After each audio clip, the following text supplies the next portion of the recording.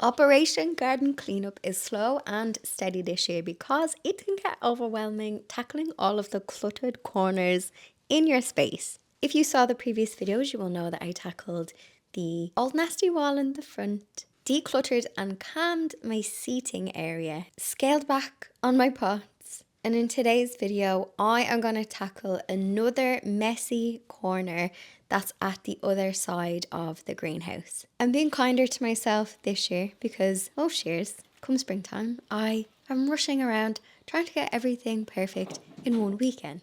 And I end up just burning myself out and not enjoying it. So I'm taking it corner by corner this year and trying to enjoy the process. And I have to say, it is working because, like most people, you probably come home from work, you might do some gardening over the weekend, but sometimes you're just exhausted. So I'm doing little and often this year, and I think it's starting to pay off. This corner beside the greenhouse has some large pots. I have this mini veg bed. I actually used it for a television display. Everything is overgrown and weedy. Now there was some lovely spring bulbs in these pots, but you'll see a lot of the spring bulbs in this video have now just turned to foliage. So we'll have to tidy them up. So it's in that in-between phase. I'm waiting on the spring bulbs to die back. I'm waiting on my dahlias to start to grow, which I do have some foliage on the ones in the greenhouse. So ideally by the end of May, they will be replaced with them and we'll have nice fresh pots. But I need to do some rejigging. I got a pot-grown Christmas tree. Christmas just gone, and I absolutely loved it. The cats could not climb it, so even though it's small, I think it was nice in the living room. So I need to protect my investment and I need to make sure I feed it. I'm also going to give it just a bit more space, so I am going to keep it in the corner next to the greenhouse. So I took my mini apple tree out of there and I'm going to just move that. I want to just have a bit more air around the tree.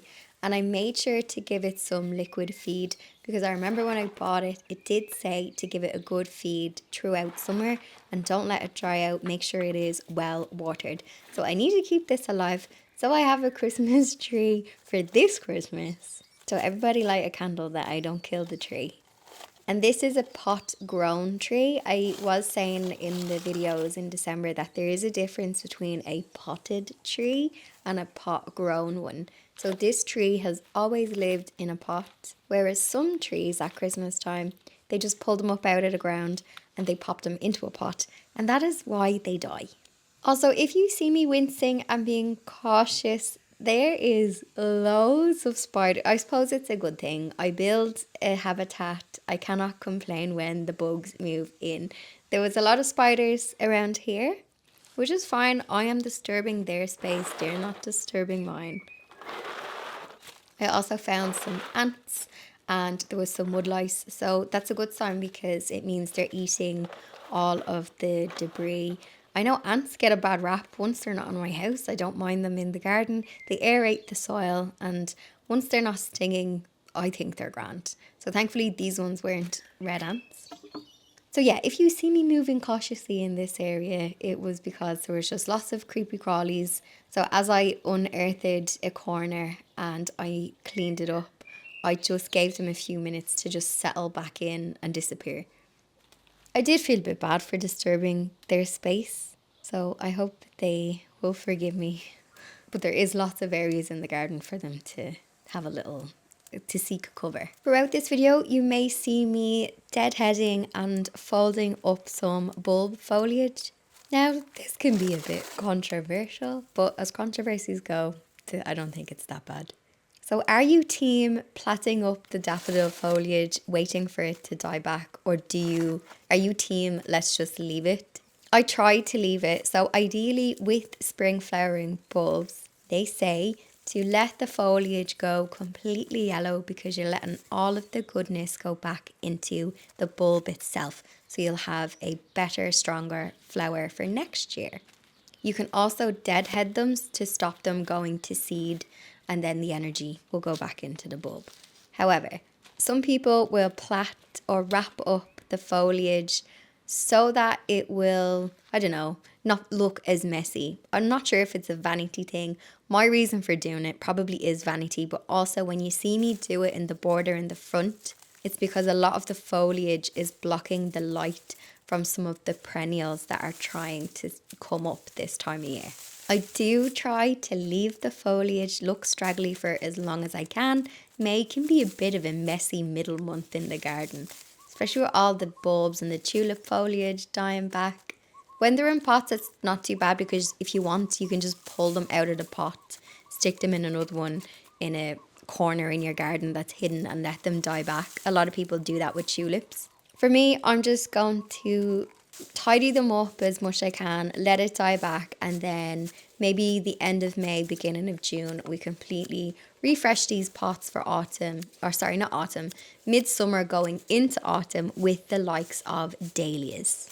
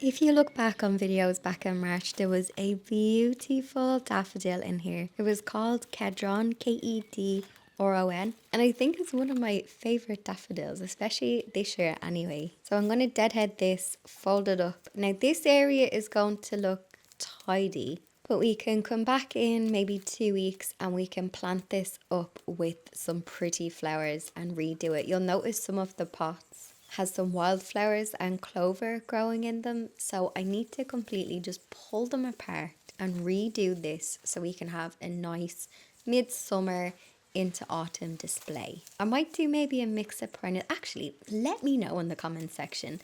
I think dahlias are great because they're great for cut flowers, but I need something else. Will I pop in some evergreen? Something that has nice foliage.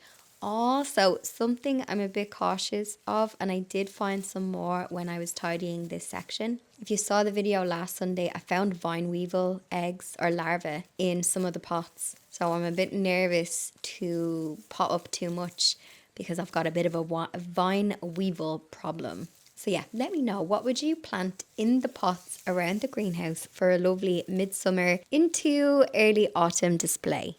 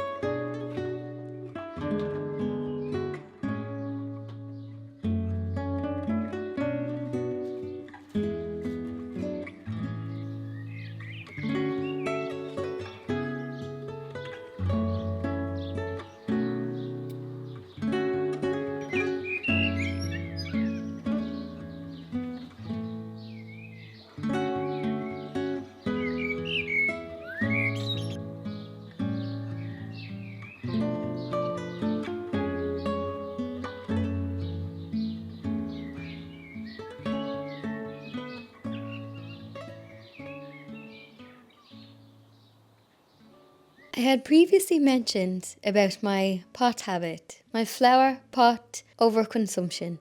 Now, I did recently pop into Home Sense. I was just over that direction and I said, oh, I was actually walking past and I saw that the whole front of the shop was garden stuff. And I said, you know what, we will just have a little look. Thankfully, I was on my ones and twos. I was without my car. So I knew I was just going in to have a little look. But the pot game was strong in here. And I always forget about going in here for garden stuff. I remember going in last year. I actually worked with them on a project on Instagram last year. And I was like, ooh, the prices are really good compared to the local garden centres. And they also have something quirky. I know sometimes it's hit and miss because you can go in and they get like a delivery every other day and there might be something new. And then you might go in and the place is after being rammed with people and there's nothing left. But I did have a little poke around the garden section just to have a little look and show you. I also noticed that they had some Laura Ashley obelisks. So if you need some structure in the garden, they did have some Laura Ashley stuff. And they also had some of their gloves and the cushions for the garden as well. So I bought absolutely nothing, but I got my fix by going in and having a mooch and having a little look. So I hope that you get a fix too, because I do not need to buy any more flower pots. However, I still can go in and have a little look and appreciate them from afar.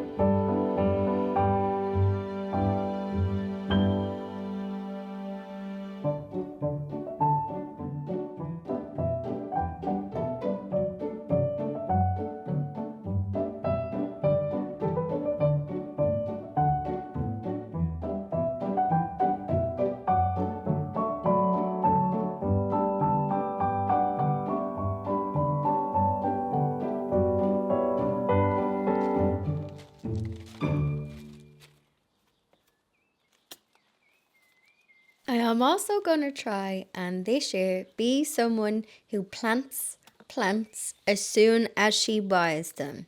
But I've failed already with that one. If you saw a video, I think it was in April, one Easter Sunday, there was a rare and unusual plant sale.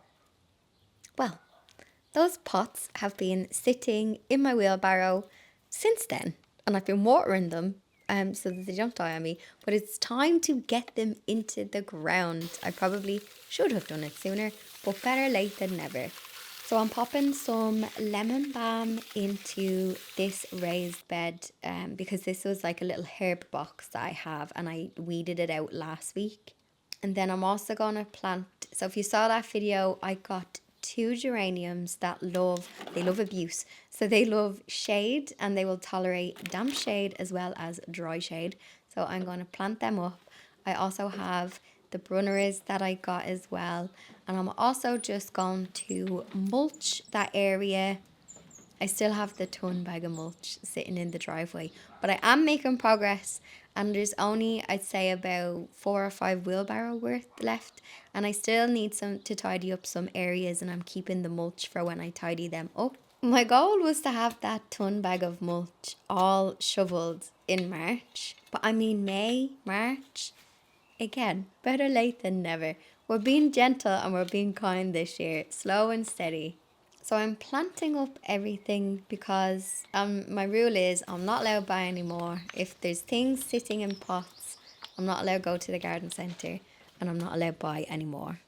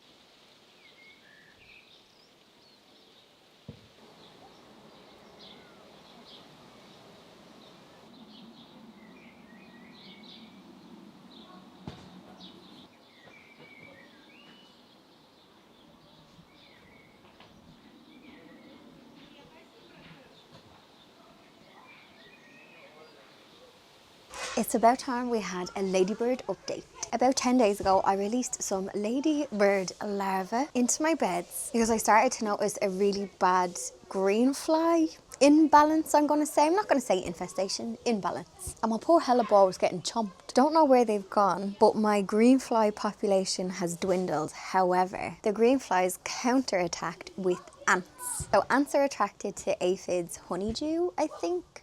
I googled it. But ants can also act as bouncers and bodyguards for aphids, and they can actually protect aphids. However, in saying that, when I turn over the leaves, there's not as many green fly. I'd say there's like a fraction compared to 2 weeks ago. I also don't know where the ladybugs have gone. They could have flown off into my neighbour's garden, or they could be around. I do have lots of food for them. My next move is I'm going to plant a load of calendula and marigolds. So marigolds are supposed to, I think, attract ladybugs, but the smell of them, I don't know, maybe they also repel the green fly. But my goal is not to completely eradicate, it's just to bring a balance in. I want my garden to be full of the bugs, but I just don't want my plants to be getting destroyed either. So I'm going to plant out a load of these dotted around the garden in the hopes that it may attract more ladybirds so I don't have to buy any more.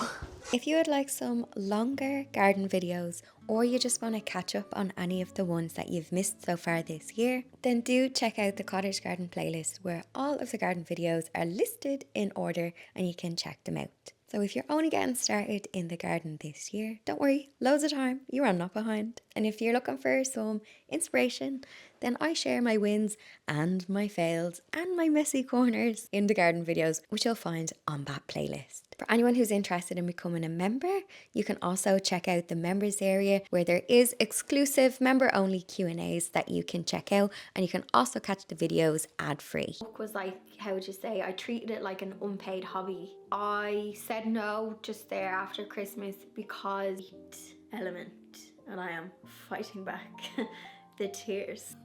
I could fall in love with an absolute millionaire.